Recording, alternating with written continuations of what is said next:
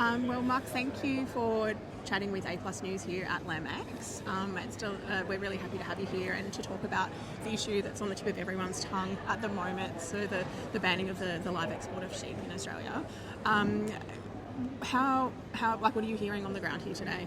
Well, thanks very much for having me, Natasha. What we're hearing is a lot of discontent. People are very angry about this decision, and it's very understandable why.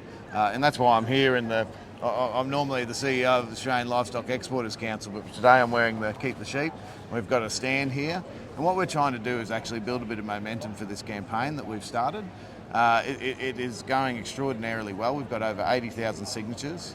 We've raised over $500,000. And what that campaign is designed to do is to actually go to people in the city and explain that this government has not supported our farmers. Because that's what they're doing. And when the ban came through, it was all based on misrepresentations, mistruths about the industry. And I think that's a really contemptuous thing for any government to do, to misrepresent an industry that contributes so much to the economy and people's livelihoods. Absolutely. Okay. And what are the main concerns that you're hearing? I suppose that there are a lot of concerns, but is there one or two that are really jumping out that people are talking about? There's probably two main things. I mean, obviously the main audience is producers here. So we're hearing from producers in Western Australia that they're worried about what market opportunities they will have. It's for them and the production systems in Western Australia, it's very important to have three markets, your wool production, your meat processing and your wool production, live export. But when you take one of those away, they're very concerned about the viability of their production on an ongoing basis. And then you come to, the East Coast, we're halfway in between here in Adelaide, but you come to the East Coast and what they're worried about is what are they going to do if they need to restock in the future, because both the East Coast and the West Coast kind of act as reservoirs of sheep for each other, and when there's times of dry and times of good production, they support each other with the movement of sheep across the country. So it's a national issue and people are worried about how their production goes. Just stop you there. So the federal government has said time and time again that this is really an issue that is only affecting Western Australia. What are your thoughts on that? Well, they're misrepresenting it. And the unfortunate thing about all of this is not an argument of facts, because if the government did look at the facts, they'd know that this position is wrong. But the sad thing is this is all politics. This is about activism actually starting to have a say on agriculture. It's about activism starting to actually drive our policy. And that's really concerning. So if we allow this to happen, we're opening the door. There's a precedent set. And what's next? Is it live cattle? Is it mulesing? Is it chemical use? There's a whole range of issues across the whole agricultural spectrum. This is the thin edge of the wedge. And when a government's taking their talking points from activist groups rather than farmers, we're in a bit of a spot of bother. Absolutely. Okay, so bringing it back to the government, so the new Ag Minister, Julie Collins, is billed to be attending sometime today. Have you got any questions that you would like to ask her? If you had the opportunity today, what would you say to her succinctly, and what would be your questions to her? The current government's made their standing pretty clear. They're not for changing. And what I'd look to say to the Minister is, Minister, do you actually understand what your government has done here? There are communities, there are farmers, there are whole supply chains in Western Australia that are being devastated by this. Your government seems to be willfully ignorant of this fact.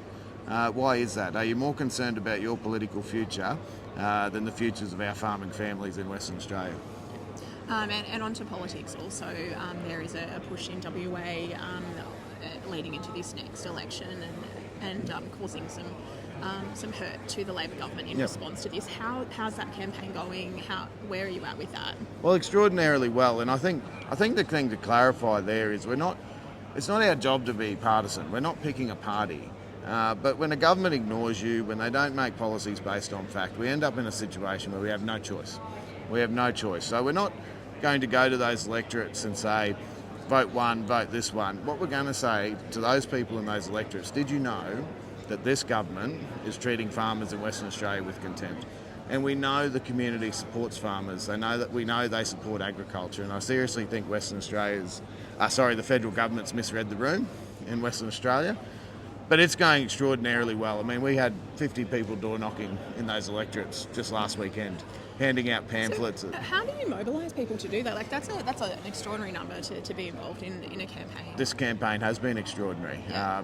We knew we had to do something, and so we did. And it's just grassroots. It's a groundswell. People are angry. They're genuinely angry about being ignored, and that's why they're being mobilised. And so, demographics-wise, are they all farmers, or are they people from cities as well who are getting on board? You're getting a mix. Yeah. There are a lot of farmers that are driving into town Yeah. to do the door knocking, but there's also people that are very sympathetic.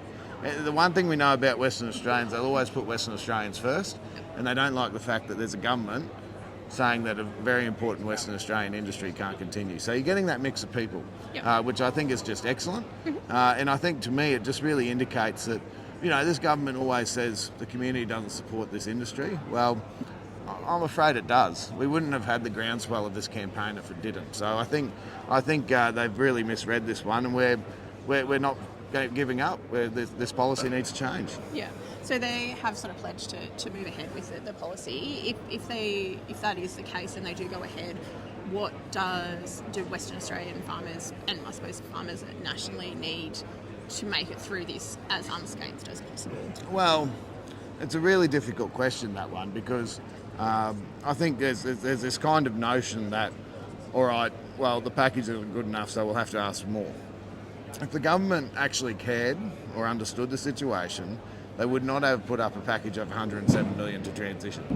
And the facts of the matter are only $60 million of that is earmarked for actually transitioning farmers out of their businesses, for truckies to transition, for upscaling processing. That's $60 million over 4 years. It's $15 million a year. So it's nothing. And so they've left people stranded. I don't think this government actually cares how to transition. At the end of the day, all our research points to the fact that you need those three markets in Western Australia. That's how their production system works. And if you want to come through unscathed, the best thing you can do is actually maintain the trade. Yeah, okay. Excellent. No worries. Well, thank you so much for talking with us today, Mark. We really appreciate it. Was there anything else that you'd like to add about some issues with ALEC at the moment, or anything else you're working on? Oh, look, the thing I just want to say is just thanks to everyone, because it's been really good. We've had a lot of support at our stand, and people have really just been captured by this whole campaign. And thanks to Auction Plus for having me on today. We've really appreciated it. So thanks for the opportunity. Thank you so much. Thanks, Natasha.